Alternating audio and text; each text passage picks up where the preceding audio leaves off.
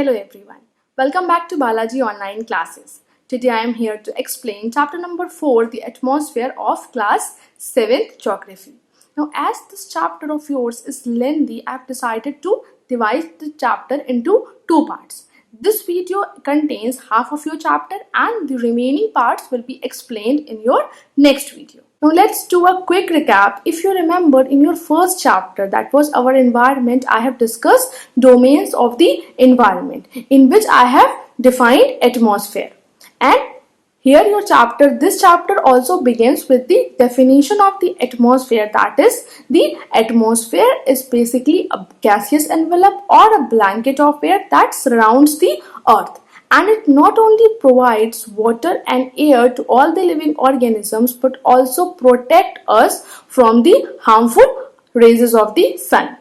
Then comes the topic composition of the atmosphere. Now we know that atmosphere consists of many gases in different proportions like nitrogen 78%, oxygen 21% and other gases 1%. And a part of these gases, atmosphere also consists of certain dust particles. Now what happens, this nitrogen, which is the abundant gas of the atmosphere, it gets converted into the nitrogen compounds by the nitrogen fixing bacteria which are present in the soil. And after these nitrogen compounds, they are absorbed by the plants and plants convert them into the protein. Which is taken by the animals when they eat plants. And then this atmospheric nitrogen is again returned to the atmosphere when denitrifying bacteria acts on the animal waste or their dead bodies. उसके बाद oxygen आता है. Oxygen is another essential gas which is for our survival. Like living beings need oxygen to breathe in and they exhale the carbon dioxide. And what do plants do? Plants produce oxygen during the process of photosynthesis and absorb carbon dioxide. So in this way यहाँ पे दो cycle चल रहे हैं, oxygen cycle and nitrogen cycle. In this way nature maintains the balance of gases in the atmosphere. Then comes the structure of atmosphere. Now atmosphere can be divided into 5 distinct layers. First is troposphere, stratosphere, mesosphere, ionosphere and exosphere. जो पहली हमारी है troposphere, that is the lowest and densest layer of the atmosphere. About 3/4 of the mass of the earth is contained within this. That's why इसको हम कहते हैं कि ये बहुत ज़्यादा dense layer है. ठीक है. और ये एक वो स्फीयर है जिसमें बेसिकली जो हमारे जो भी वेदर चेंजेस होते हैं, जो वेदर कंडीशन चेंजेस होते हैं, जो वेदर कंडीशंस में चेंजेस अकर होते हैं, वो इसी स्फीयर में अकर करते हैं.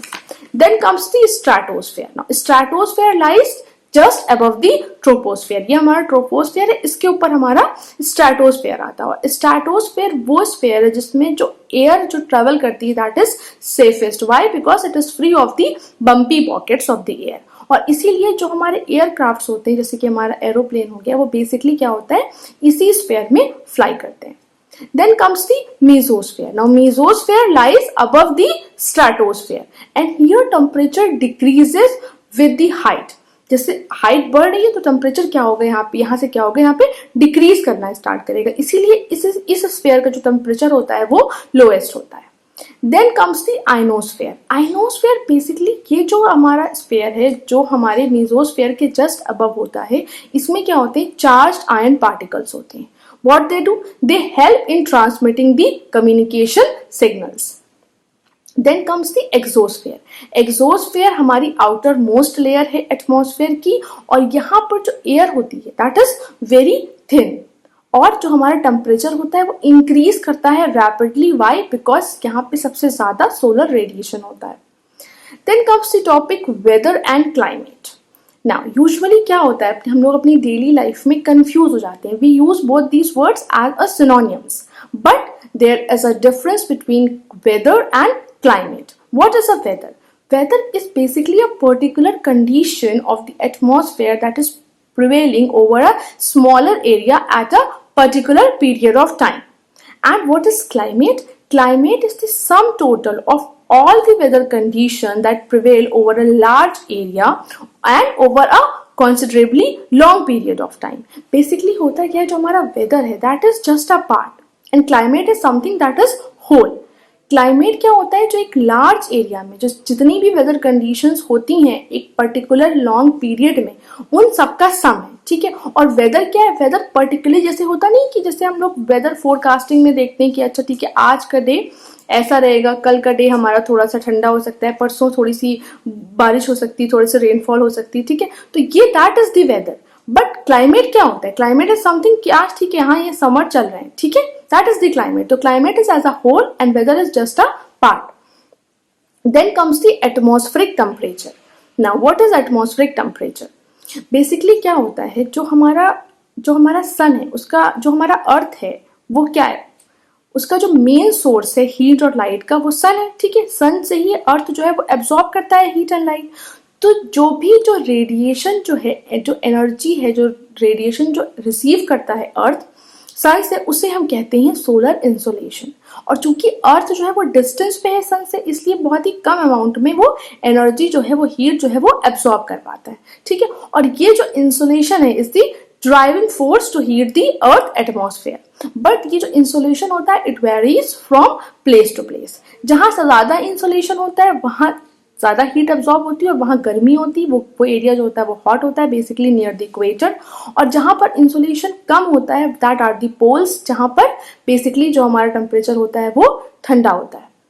देन ऑन दिस बेसिस, इस वेरिएशन की वजह से बेसिकली जो हम अर्थ को डिवाइड कर देते हैं तीन जोन्स में, तीन हीट जोन्स में।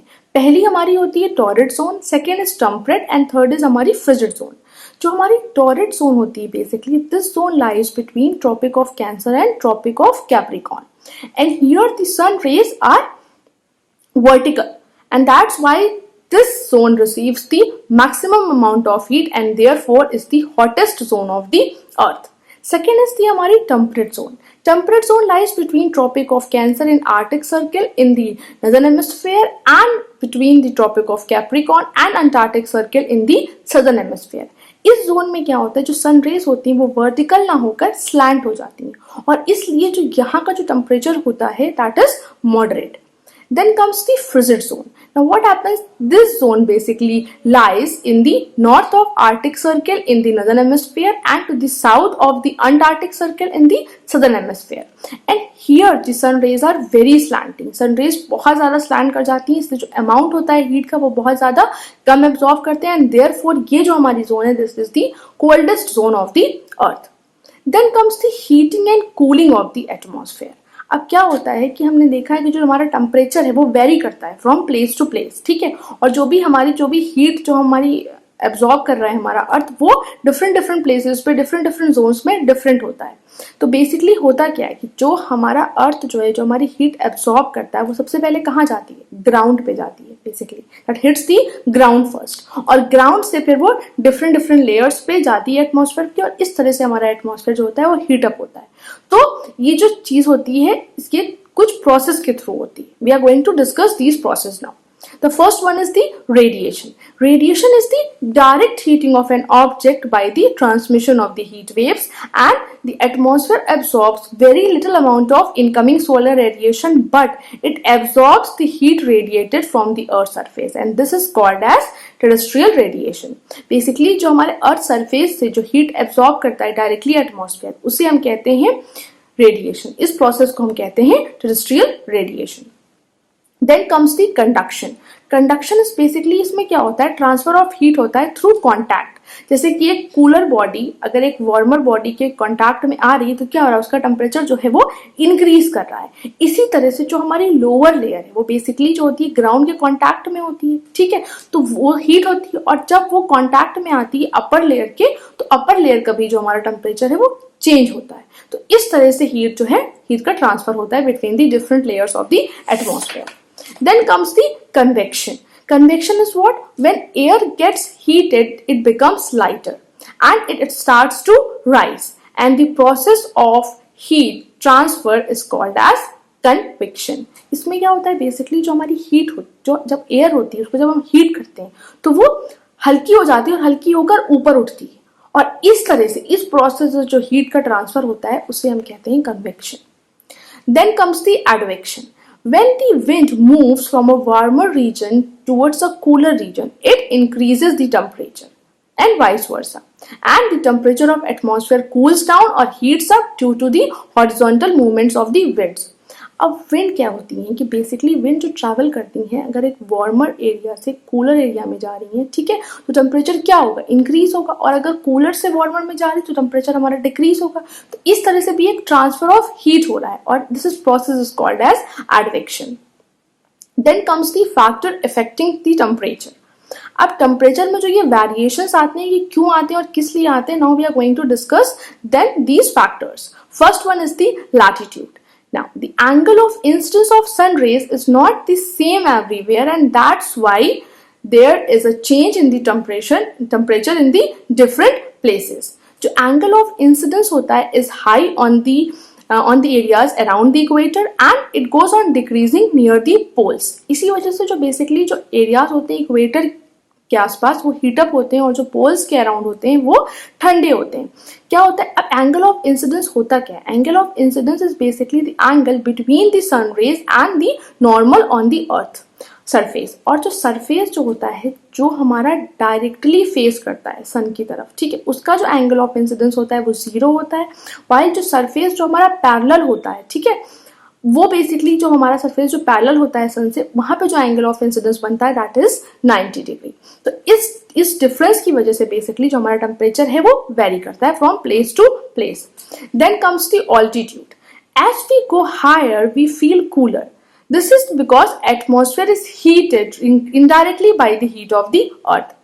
अब जैसे जैसे हम ऊपर जाते हैं, ठीक है, हायर एल्टीट्यूड पे जाते हैं, वैसे क्या होता है वो एरिया ठंडा होता जाता है क्योंकि हीट का जो ट्रांसफर होता है वो नीचे से स्टार्ट होता है, ठीक है, तो ऑब्वियसली ऊपर पहुंचते पहुंचते हीट का अमाउंट जो है वो कम हो जाता है. तो इसलिए जो ऊपर के एरियाज होते हैं बेसिकली वो ठंडे होते हैं, ठीक है. इसीलिए जो हमारा दिल्ली है वो हॉटर है और जो नैनीताल है as compare to Delhi, Nainital is cooler. तो बेसिकली ये एक रीजन है जिसकी वजह से टेम्परेचर वेरी करता है.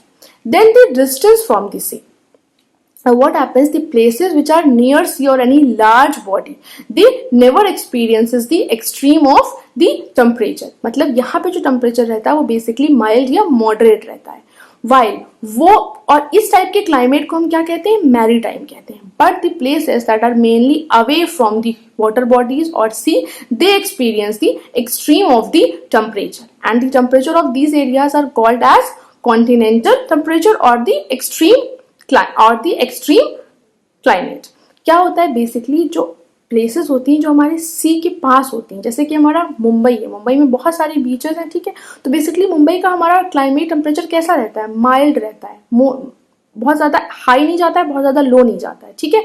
वाइल अगर हम देखें दिल्ली का देखें तो बेसिकली दिल्ली में बहुत ज़्यादा समर्स में बहुत ज़्यादा गर्मी होती है और हमारे विंटर्स जो होते हैं वो बहुत ज़्यादा ठंडे होते हैं. तो यहाँ पे एक्सट्रीम ऑफ क्लाइमेट हो रहा है, एक्सट्रीम ऑफ टेम्परेचर हो रहा है, ठीक है. Then comes the ocean currents. A stream of water in an ocean flowing in a constant direction is called as ocean currents.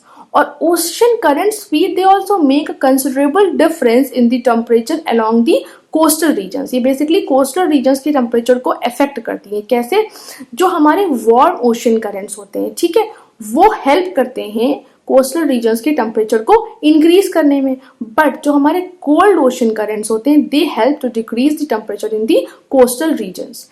Warmer ocean currents वो होते हैं जो बेसिकली इक्वेटर से मूव करते हैं पोल्स के साइड, और जो हमारे कूलर जो हम ओशन करेंट्स या कोल्ड ओशन करेंट्स जो होते हैं वो बेसिकली हमारे पोल से हमारे इक्वेटर की तरफ जाते हैं, ठीक है. Then comes the wind. A constant wind blowing across a region tends to change the temperature of that place. अब अगर जो विंड है वो ब्लो कर रही है एक कूलर एरिया से हॉटर एरिया में तो क्या होगा, टेम्परेचर जो है रिड्यूस होगा. जैसे फॉर एग्जांपल अगर जो है दिल्ली जो है वो उसके वो रिसीव कर रहा है विंड्स फ्रॉम हिमालयाज के साइड से विंड आ रही है दिल्ली में, तो क्या होगा, दिल्ली का टेम्परेचर जो है वो रिड्यूस कर जाएगा. बट अगर दिल्ली में विंड्स आ रही हैं from desert area like from Rajasthan, तब क्या होगा, दिल्ली का टेम्परेचर राइज हो जाएगा. Then comes the vegetation cover. Now vegetation cover is also responsible for the variation in the temperature. Now what happens, the forest cover that absorbs much of the heat received from the sun. Basically जो हमारा forest cover होता है वो maximum heat absorb कर लेता है. But जो हमारे डेजर्ट एरियाज है वहाँ पे वेजिटेशन है नहीं, तो वहाँ ये हीट जो है वो क्विकली एब्जॉर्ब हो जाती है और जो हमारा जो ग्राउंड होता है, जो सैंड होती है, वो बहुत तेजी से गर्म हो जाती है और इसलिए जो डेजर्ट एरियाज होते हैं वो बेसिकली बहुत हॉट होते हैं during the day time. Then in these topics I have covered in this video, but the remaining topics of this chapter I am going to cover in the next video. Thank you.